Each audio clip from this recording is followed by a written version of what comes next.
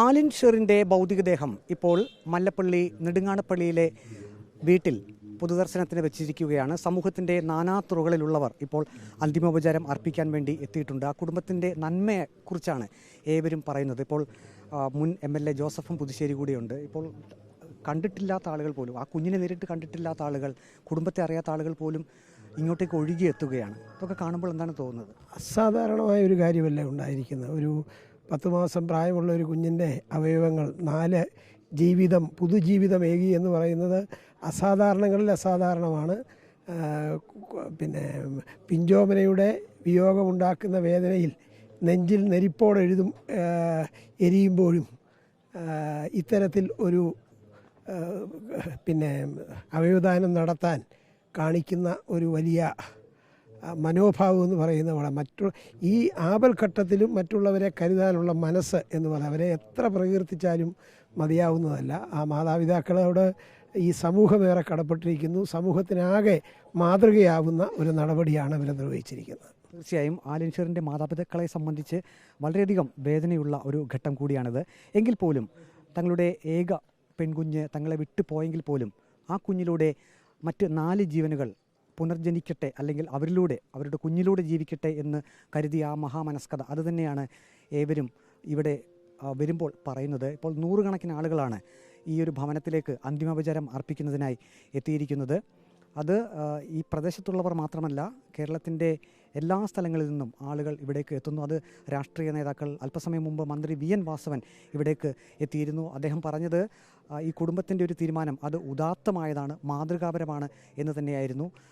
ഒപ്പം തന്നെ ജനപ്രതിനിധികളുണ്ട്, മറ്റ് വൈദികരുണ്ട്, വിവിധ മതങ്ങളെ പ്രതിനിധീകരിച്ചുകൊണ്ട് എത്തുന്നവരുണ്ട്. അങ്ങനെ ഇവിടേക്ക് എത്തുന്നവർ അത് 100 കണക്കിന് ആളുകളാണ്. ഉച്ചതിരിഞ്ഞ് 3:30-ക്കായിരിക്കും വീടിന് സമീപത്ത് തന്നെയുള്ള ദേവാലയത്തിൽ അവിടെ സംസ്കാര ശുശ്രൂഷ നടക്കുക. ഇപ്പോൾ CPIM പത്തനംതിട്ട ജില്ലാ സെക്രട്ടറി രാജു അബ്രാഹാം നമ്മുടെ കൂടെയുണ്ട്. ഇവിടേക്ക് 100 കണക്കിന് പേരാണ് എത്തുന്നത്. ആ കുടുംബത്തിൻ്റെ ഒരു നന്മ, മാതൃകാപരമായിട്ടുള്ള തീരുമാനമെന്ന് മന്ത്രി VN വാസവൻ തന്നെ പറഞ്ഞു. എന്താണ് ഇതൊക്കെ കാണുമ്പോൾ എന്താണ് തോന്നുന്നത് അങ്ങേക്ക്? നമ്മുടെ കേരളവും നമ്മുടെ രാജ്യവും ഒരുപക്ഷെ ഈ സംഭവം അറിഞ്ഞ ലോകത്തിൻ്റെ വിവിധ ഭാഗങ്ങളിലുള്ള ജനങ്ങളും നിറമൊഴികളോടെ പ്രിയ കുഞ്ഞിന് യാത്രാമൊഴി നൽകിക്കൊണ്ടിരിക്കുകയാണ്. ഇതൊരു അസാധാരണമായ അനുഭവമാണ്.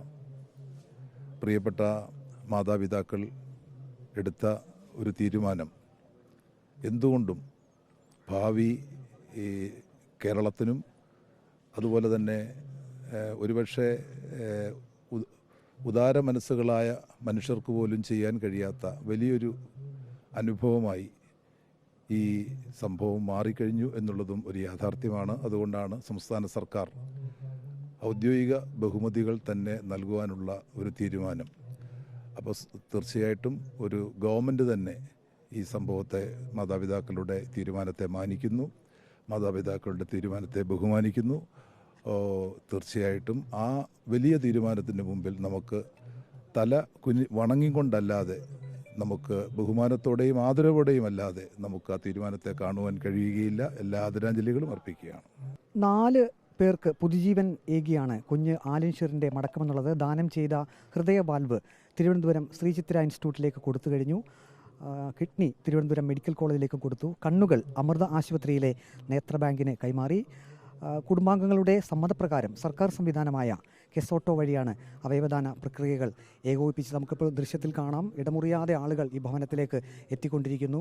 തങ്ങളുടെ കുഞ്ഞ് മാലാഖ, അങ്ങനെയാണ് ഇപ്പോൾ ആ കുഞ്ഞിനെ എല്ലാവരും വിശേഷിപ്പിക്കുന്നത്. തീർച്ചയായും അതൊരു കുഞ്ഞ് ഒരു മാലാഖ തന്നെയാണ്. കാരണം തന്നിലൂടെ 4 പേർക്ക് പുതുജീവൻ ഏകിക്കൊണ്ടാണ് ഇപ്പോൾ ആ കുഞ്ഞ് ഓർമ്മയാകാൻ പോകുന്നത്. നാളെ മുഖ്യമന്ത്രി പിണറായി വിജയൻ ഈ ഭവനം സന്ദർശിക്കും. അക്കാര്യം ഇവിടെ എത്തിയ മന്ത്രി VN വാസവൻ അറിയിച്ചിട്ടുണ്ട്. സംസ്കാരം സർക്കാരിൻ്റെ ഔദ്യോഗിക ബഹുമതികളോടെയായിരിക്കും നടത്തുക. Reporter Praveen Purushothaman, in reporter, Pathanamthitta.